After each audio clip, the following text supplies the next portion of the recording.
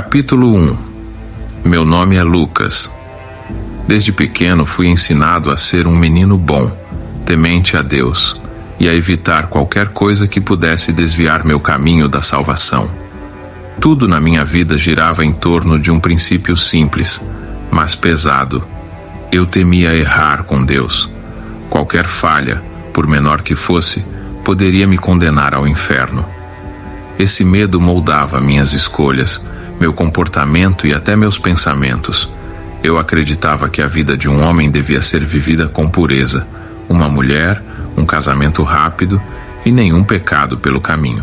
Baladas, namoros ou qualquer tipo de prazer terreno pareciam armadilhas criadas para me afastar do Criador. Eu era bonzinho com todos, talvez até demais. Preferia engolir sapos a entrar em discussões. O bem-estar das pessoas ao meu redor vinha antes do meu próprio, sempre. Na escola, em casa, na igreja, eu mantinha uma postura que acreditava ser o reflexo de uma verdadeira fé. Olhando para trás, percebo que talvez fosse mais medo do que fé. Mas naqueles dias, minha vida era uma sucessão de sacrifícios que eu aceitava como normais. Passar fome com frequência não era estranho, parecia até comum. E enriquecer. Algo distante, quase impossível, pelo menos sem cometer algum tipo de erro moral no processo. A casa onde cresci era pequena e simples, mas para mim e meus 3 irmãos, era o centro do nosso mundo. Minha irmã mais velha, Lívia, assumia o papel de mãe substituta quando nossa mãe saía para trabalhar logo ao amanhecer. Lívia era o equilíbrio entre nós. Apenas 4 anos mais velha que eu, mas carregava nas costas a responsabilidade de manter a ordem, de nos proteger do caos que a ausência de um adulto poderia trazer. Para isso, ela tinha uma ferramenta, o caderno azul. O caderno era como um tribunal em forma de papel. Tudo o que eu, meu irmão gêmeo, Leonardo, e nossa irmã mais nova, Laila, fazíamos de errado era anotado ali com meticulosa precisão. Se não lavássemos os pratos direito, se deixássemos algo fora do lugar, ou até mesmo se brigássemos entre nós, Lívia anotava. Era como se o caderno fosse a personificação de uma consciência moral coletiva. Quando minha mãe voltava para casa à noite, exausta do trabalho, Lívia entregava o caderno para que os vereditos fossem dados. Naquele tempo, minha vida parecia girar em torno de regras e punições. Isso se refletia até nas pequenas coisas do dia a dia, como a maneira como Lívia controlava nossa rotina com o caderno azul. Passávamos os dias trancados em casa. Nossa mãe acreditava que o mundo lá fora era perigoso demais, então nossas opções eram limitadas: dormir ou estudar. Entre uma e outra, íamos descobrindo a fome, que se tornava um visitante constante. Algumas noites ela voltava com sacolas pequenas contendo arroz ou pão. Nada luxuoso, apenas o suficiente para nos mantermos vivos. Dividíamos tudo com cuidado, cada um recebendo sua parte em silêncio. Mastigávamos devagar, como se prolongar o ato de comer pudesse enganar o estômago por mais tempo. Ainda assim, nesses momentos de dificuldade, Lívia fazia o possível para nos distrair. Às vezes, ela inventava brincadeiras com as poucas coisas que tínhamos. Eu e Leonardo ajudávamos como podíamos, principalmente com Laila, que era a mais nova e demandava mais atenção. Por mais que o caderno azul fosse motivo de tensão, ele também era uma maneira de Lívia nos proteger de nós mesmos. Era o jeito dela de tentar manter o controle em uma casa onde os adultos estavam ausentes. Apesar de toda a dureza, havia um lugar onde eu encontrava algum alívio: a igreja. Para mim, a igreja era mais do que um espaço físico. Era um refúgio, um lugar onde as promessas de Deus me davam direção e propósito.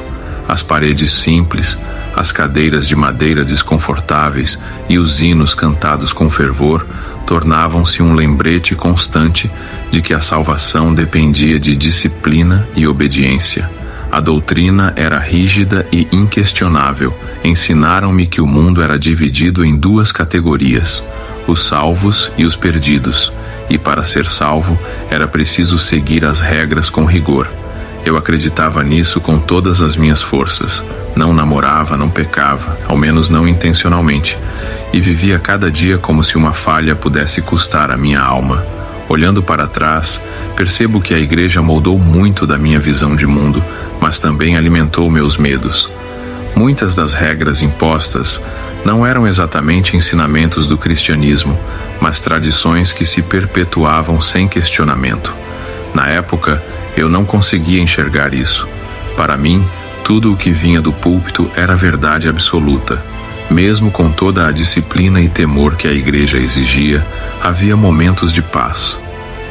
Eu gostava de ouvir os hinos, principalmente quando todos cantavam juntos, em harmonia. Era como se, por alguns minutos, o peso das regras e das preocupações desaparecesse. Fechava os olhos e sentia uma conexão com algo maior, algo que fazia todo o esforço parecer válido. Entretanto, essa paz era breve. Quando eu saía da igreja, voltava ao mundo real. Em casa, havia os gritos do meu pai e o silêncio pesado da minha mãe. Na escola, havia o julgamento dos colegas e, em minha mente, havia as dúvidas que eu não tinha coragem de levar a ninguém, nem mesmo a Deus. Meu pai nunca me deu um conselho em toda a minha vida, nenhuma palavra de orientação, nenhuma diretriz para me tornar um homem de caráter. Esse papel sempre coube à minha mãe, que sozinha tentou preencher os espaços vazios deixados por ele.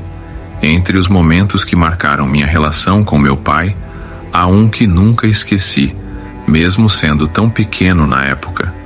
Eu devia ter aproximadamente 7 anos de idade, e naquele dia, uma vontade insuportável de comer doce tomou conta de mim. A casa estava calma, e eu vestia uma blusa que tinha no zíper um pequeno amuleto pendurado. Era uma figuinha, uma mão fechada com o dedão entrelaçado pelos dedos indicador e médio, que muitas pessoas consideravam um talismã de sorte. Mesmo sem entender muito, decidi apostar minha sorte nele. Eu acreditei supersticiosamente que, se segurasse aquilo com força e desejasse um doce, meu pedido seria atendido. Então, segurei o amuleto com força, fechei os olhos e, em voz baixa, mas audível o suficiente, pedi: eu quero um doce. Estou com muita vontade de comer doce. Sabia que meu plano havia dado certo porque, no exato momento em que fiz o pedido, meu pai estava me observando. Certifiquei-me de que ele me viu. Depois disso, entrei em casa e esperei. Alguns minutos depois, ele me chamou. Com o coração acelerado, me aproximei dele. Ele estendeu a mão com algumas moedinhas e disse: vai lá comprar um doce para você. Naquele momento, meu coração quase explodiu de felicidade. Senti uma alegria tão grande que quase não cabia em mim. Peguei as moedas e corri o mais rápido que pude até uma papelaria perto de casa, que também vendia alguns doces. Minha euforia era tão grande que nem percebi as pessoas na rua. Cheguei ao balcão da papelaria, estendi as moedas e disse animado: eu quero tudo isso de doce. O atendente olhou para mim, primeiro com curiosidade, depois com um olhar de raiva e desprezo. Com essas moedas aqui, não dá nem para comprar a bala mais barata que eu tenho, ele disse, seco. Minha alegria evaporou instantaneamente. Antes que eu pudesse responder, ele perguntou: quem te deu essas moedas? Sem entender o motivo da pergunta, respondi, ainda tentando manter um tom animado: meu pai. O atendente me devolveu as moedas com um olhar de insatisfação e disse: volta lá e lembra ele de pagar tudo o que ele deve aqui na papelaria. O silêncio da minha vergonha foi quebrado por risos. Risos que vinham de dentro da papelaria. Risos que não estavam apenas zombando da situação, mas também de mim, da minha família. Eles riam porque eu era o filho de um homem que aparentemente não pagava suas dívidas. A volta para casa foi completamente diferente da ida. Eu andava devagar, arrastando os pés, com os olhos fixos no chão. As moedas pesavam em minhas mãos como se fossem feitas de chumbo. Não havia mais euforia, nem expectativa, apenas decepção e tristeza. Quando cheguei em casa, fui direto ao meu pai. Entreguei as moedas de volta e disse: "Não dá para comprar nada com isso." Ele pegou as moedas, deu uma risada e voltou ao que estava fazendo, como se tudo aquilo fosse uma piada. Mas, para mim, aquela risada não era apenas um som.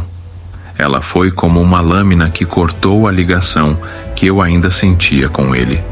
Depois daquele dia, algo mudou em mim. Eu evitava cruzar o olhar com meu pai, e cada vez que eu via sua risada, aquela mesma vergonha voltava a queimar no meu peito. Ainda o amava, claro, era meu pai afinal, mas o amor e a admiração são coisas diferentes, e a admiração que eu tinha por ele morreu naquele dia. Aquele episódio foi o início de uma transformação na forma como eu o enxergava e, inevitavelmente, em como enxergava a mim mesmo. Algo dentro de mim mudou. Percebi que, por mais que desejasse, ele nunca seria o herói que eu imaginava. O peso dessa constatação caiu sobre mim como uma rocha, forçando-me a olhar para ele de um lugar diferente. Não como uma criança que admira o pai, mas como um observador de falhas que não queria repetir. Foi ali que nasceu em mim a promessa de não seguir o mesmo caminho. Entre as muitas lembranças difíceis que marcaram minha infância, há uma que se destaca como um marco da distância emocional que eu sentia em relação a ele. Foi numa noite em que o silêncio da casa foi rompido por sons diferentes dos habituais. Não eram apenas os gritos dele ou os protestos da minha mãe. Havia outras vozes. A porta da frente rangeu com força, como se carregasse o peso da tensão no ar. Do meu quarto, ouvi passos apressados, móveis sendo arrastados e vozes que eu não reconhecia. Levantei-me da cama com cuidado, os pés descalços tocando o chão frio de cimento. Espiei pelo corredor e vi 2 policiais na sala, lanternas em punho, vasculhando cada canto. Minha mãe gesticulava, tentando explicar algo. Suas palavras eram rápidas, confusas, como se a verdade estivesse presa em sua garganta e ela não soubesse como soltá-la. "Cadê a faca?"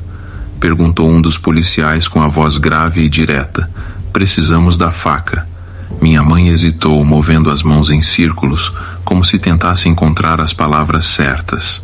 Ela negou saber de algo, mas o medo em seus olhos era evidente. Os policiais começaram a revistar gavetas, abrir portas, puxar móveis. Cada movimento deles parecia ecoar em minha mente como um trovão. Eu fiquei parado no corredor tentando entender o que estava acontecendo, até que a ficha caiu. Meu pai havia ameaçado minha mãe com uma faca.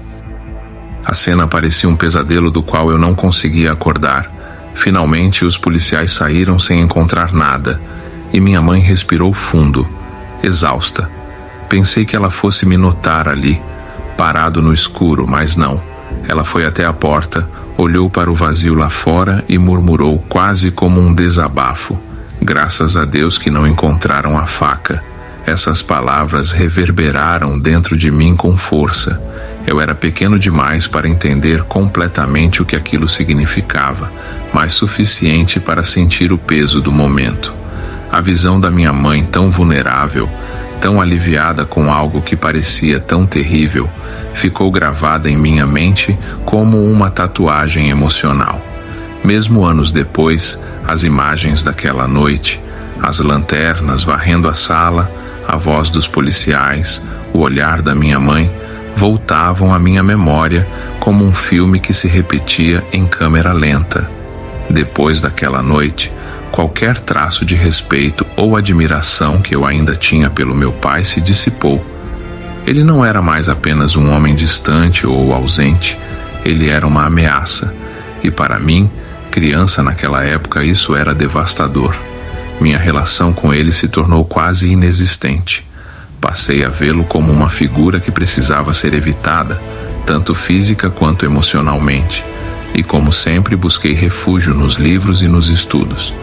Enquanto a figura do meu pai desmoronava, os livros se tornaram meu porto seguro, meu lugar para me esconder e encontrar um propósito. Eu e Leonardo, meu irmão gêmeo, criamos uma espécie de aliança silenciosa. Passávamos horas juntos, debruçados sobre livros de matemática, ciências e história, como se cada equação resolvida fosse um pequeno triunfo contra o ambiente que nos cercava. Nosso esforço nos colocou no topo da turma, mas também nos isolou ainda mais. Esse isolamento no ambiente escolar refletia o que já vivíamos em casa. Enquanto muitos colegas compartilhavam histórias de pais presentes e famílias unidas, eu e Leonardo aprendemos a aceitar o oposto. Nossa mãe fazia o possível para compensar, mas sabíamos que a lacuna deixada por meu pai era algo que só o tempo, e talvez nem ele, poderia preencher. Mesmo assim, havia momentos em que eu não conseguia deixar de questionar se tudo aquilo era justo. À noite, enquanto meus irmãos dormiam e o silêncio da casa parecia ecoar, minha mente se enchia de perguntas. Por que tínhamos que passar por tudo isso? Por que Deus, tão presente em meus pensamentos e medos, parecia tão ausente na prática? Eu não tinha respostas, mas, de alguma forma, acreditava que elas viriam se continuasse no caminho certo. Havia um misto de revolta e esperança dentro de mim. Revolta pela injustiça que parecia dominar minha família e esperança de que, de alguma maneira, eu conseguiria escapar daquele ciclo. Essa esperança era reforçada cada vez que eu via minha mãe, exausta, mas persistente. Ela me ensinava, mesmo sem palavras, que o esforço era a única saída. Por mais que as circunstâncias fossem difíceis, ela nunca desistia. Essas lições silenciosas se tornaram meu alicerce. Eu sabia que precisava reescrever minha história. Se minha família vivia cercada de dificuldades, eu queria ser aquele que mostraria que era possível ir além delas. Cada página lida, cada equação resolvida e cada obstáculo enfrentado eram um passo na direção de um futuro que, no fundo, eu acreditava ser possível. E assim, com o peso das memórias e a força de um propósito nascente, continuei. A criança que olhava para o pai com admiração havia desaparecido, dando lugar a alguém que entendia, mesmo que de forma dolorosa, que o futuro estava em suas próprias mãos.